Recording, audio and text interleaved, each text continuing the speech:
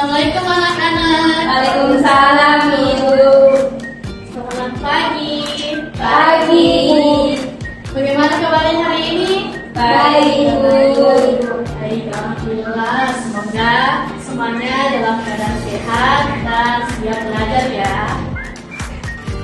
Baik, sebelum kita mulai, siapa di sini yang suka membaca? Oke. Nah, teman-teman juga ya. Nah, yang belum suka membaca tidak apa-apa. Nanti kita pelan-pelan mulai dari ringan dulu ya. Karena sebenarnya kita sadari dan itu sering membaca, apalagi di media sosial. Nah, coba kalian ingat-ingat, pernah tidak kalian membaca tulisan di internet atau media sosial yang isinya pendapat seseorang, lalu dia berikan alasan supaya kita percaya, misalnya tentang pendidikan, lingkungan, atau bahkan opini tentang sekolah. Pernah Bu, pernah. Sering lihat di Instagram Ibu. Di Twitter juga ada Ibu. Nah, betul sekali. Itu artinya kalian sebenarnya sudah sering bertemu dengan jenis teks seperti itu. Nah, teks yang berisi pendapat dan disertai alasan itu disebut dengan teks eksposisi. Nah, dan itu yang akan kita pelajari hari ini. Nah, baik, kita mulai dari pengertian dulu. Nah, jadi teks eksposisi adalah teks yang berisi penjelasan yang bertujuan untuk meyakinkan pembaca dengan disertai dengan alasan dan fakta. Nah, artinya kalau kita menyampaikan pendapat, tidak boleh asal, harus ada alasan yang kuat. Nah, jika tidak cukup hanya berkata menurut saya, tapi harus ada kata kenapa. Nah, dalam teks eksposisi itu ada 3 bagian utama yang harus kalian ingat. Nah, yang pertama yaitu adalah tesis. Nah, tesis ini adalah pendapat awal penulis. Contohnya yaitu membaca sangat penting bagi pelajar. Nah, yang kedua adalah argumentasi. Nah, argumentasi ini adalah alasan atau bukti yang mendukung pendapat tadi. Nah, misalnya membaca dapat menambah wawasan, meningkatkan kemampuan berpikir, dan sebagainya. Nah, yang terakhir yaitu adalah penegasan ulang. Nah, penegasan ulang ini adalah kesimpulan atau penegasan kembali pendapat penulis.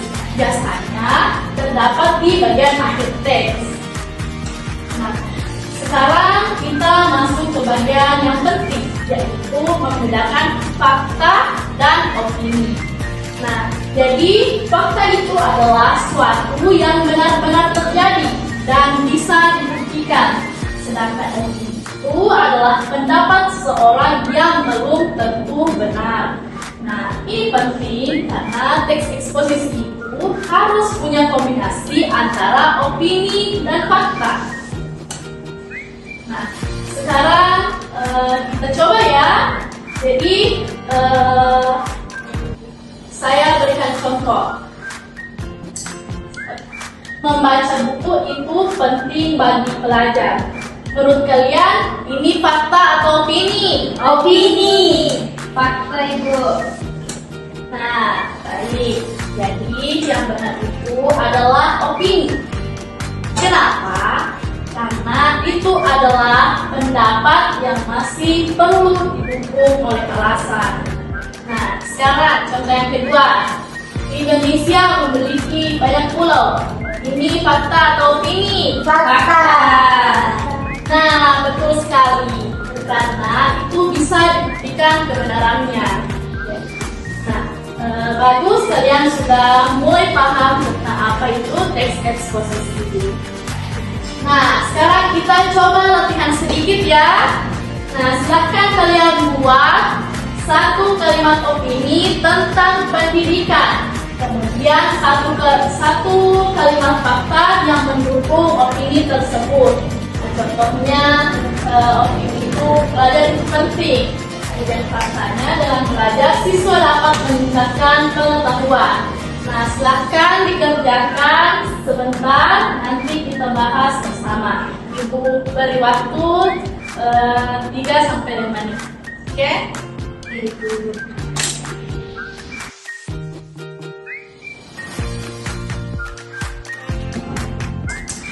Baik, nah kita simpulkan pelajaran hari ini. Jadi hari ini kita sudah belajar tentang teks eksposisi, mulai dari pengertian, struktur, hingga perbedaan antara fakta dan opini.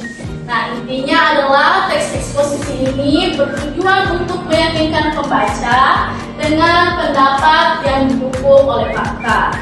Nah, sebelum kita akhiri, saya mau tanya, apa yang kalian pelajari hari ini?